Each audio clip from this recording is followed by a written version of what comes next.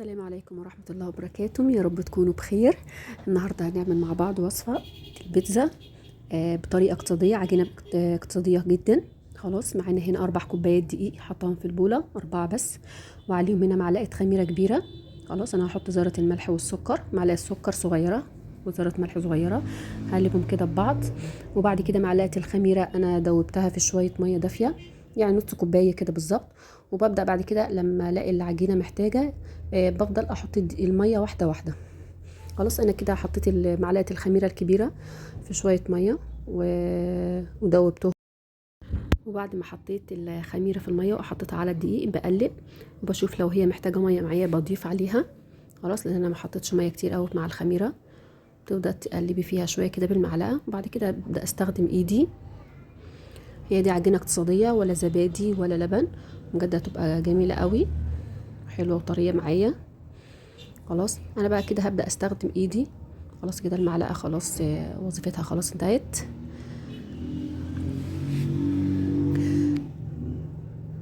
هتبدأي بقى تعجني فيها لغاية ما تبقى ناعمة جدا. اهم حاجة بقى في العجاين ان انت بتعجني فيها لغاية ما تبقى تديكي عجينة ناعمة.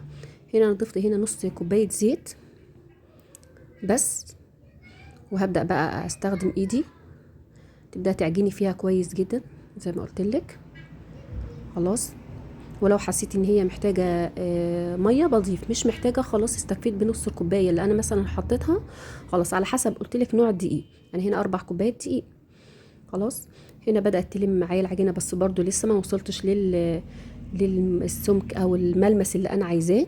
خلاص، برضو بتفضلي تعجني فيها كويس جدا. خلاص، انا هنا استخدمت معلقه زيت واحده، لميت بيها العجينه عشان بس تخلع من ايدي. هي معلقه زيت واحده بس، ما حطيتش ميه ولا اي حاجه.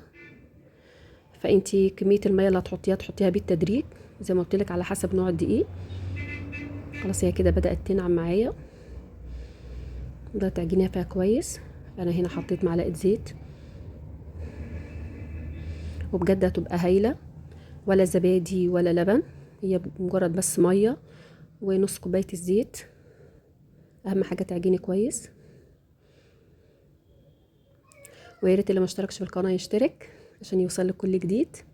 شايفه ده هو بقى الملمس اللي انا عايزاه، ناعمه جدا. خلاص كده، انا هبدأ بعد كده احطها بقى تخمر على حسب درجة الحرارة المطبخ. يا اما تحطيها في الفرن، تولعي الفرن شوية وتسيبيها. هنا دي الحشوات اللي انا هستخدمها، بتكوني مجهزاها من قبل كده عشان توفر معاكي وقت. هنا مقطعه الطماطم بس شايله القلب بتاعها عشان مش عايزاها تنزل ميه على العجينه، وفلفل مقطعه بالشكل ده صغير عشان يوفر معاكي. ودي الصلصه هبقى اقول لكم في حلقه بنعملها ازاي. هنا بسم الله ما شاء الله، بصي العجينه اختمرت. انا كنت مولعه الفرن 10 دقايق وحطيتها، خدت معايا ساعه الا عشان كان شتاء، جو بقى بالجو ساقع يعني. خلاص، لو انت مستعجله هتولعي الفرن ربع ساعه كده او 10 دقايق، بعد كده تطفيه وتحط العجينه. هنا هبدا اقطعها على 4 صواني. الكوبايه الواحده بتعمل لي صينيه، يعني انا مستخدمه 4 كوبايات دقيق، وببدا اقطعهم كل كوره زي ما انت شايفه كده، وبحطهم في الصينيه وبسيبها بس كده. على ما ابدا اخلص الصينيه الاخيره ببدا بقى افرد الصينيه الاولانيه خالص اللي انا حطيت فيها العجينه. هتلاقيها ارتاحت خالص معاكي. عايزه تفرديها على نشابه بره وتحطيها في الصينيه، عايزه تعمليها في الصينيه كده على طول، انا بعملها في الصينيه على طول. بفضل افرد فيها. شايفه العجينه طريه خالص معاكي بجد زي الملبن، وميه بس، يعني عجينه اقتصاديه.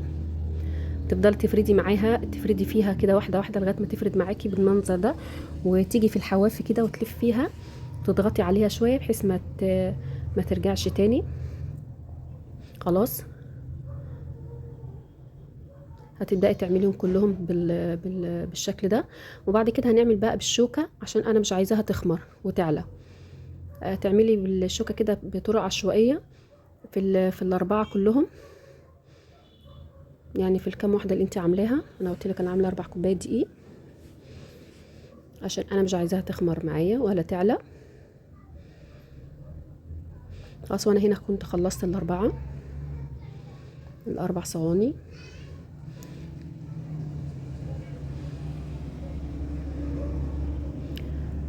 وان شاء الله باذن الله حد طلب مني القشطوطه، انا هعملها لكم ان شاء الله باذن الله. حاضر. طيب ناس كتير قوي طلبتها مني، انا هعملها ان شاء الله باذن الله. ويا ريت اللي ما اشتركش في القناه يشترك عشان يوصل لك كل جديد. هنا ابدا بقى انا هعمل حاطه الصلصه، انا كنت عاملاها واقول لكم ان شاء الله باذن الله بعملها ازاي. وبعد كده ببدا افردها بالفرشه. اهم حاجه ما تجيش على الحواف الصينيه من بره كده عشان ما تلزقش وما تتحرقش في النص كده. ابدا بقى ادهنهم كلهم بقى من الصلصه دي، وببدا كده بعد كده احط الحشوات اللي انا عايزاها.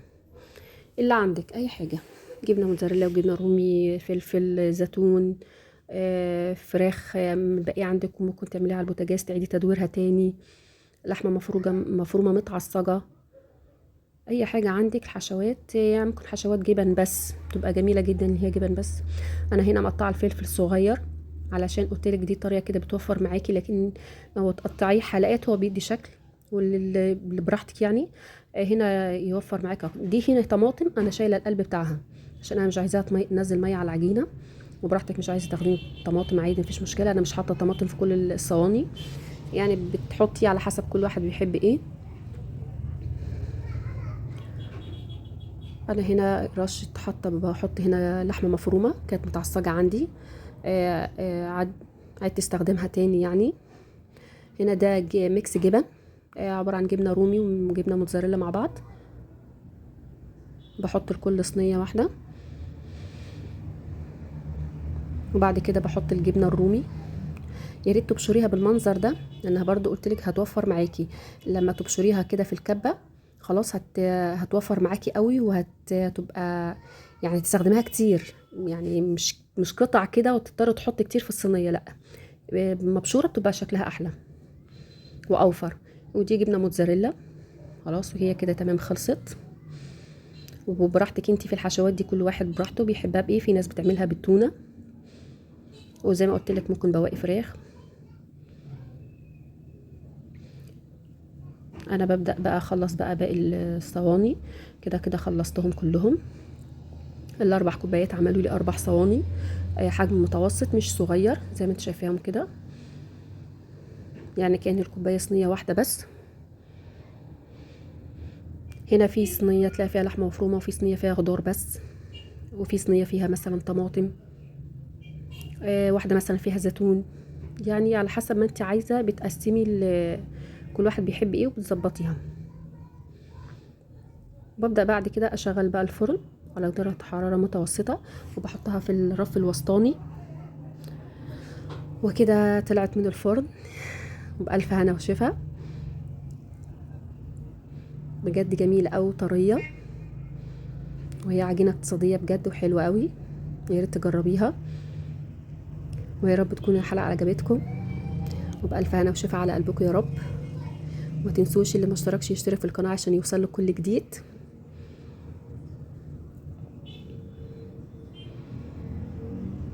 بجد جميلة حلوة قوي. وان شاء الله باذن الله انا هعمل في حلقه الصوصات بتاع البيتزا، وبستخدمها كتير قوي، ممكن بستخدمها كمان في عيش التورتيلا. والسلام عليكم ورحمه الله وبركاته.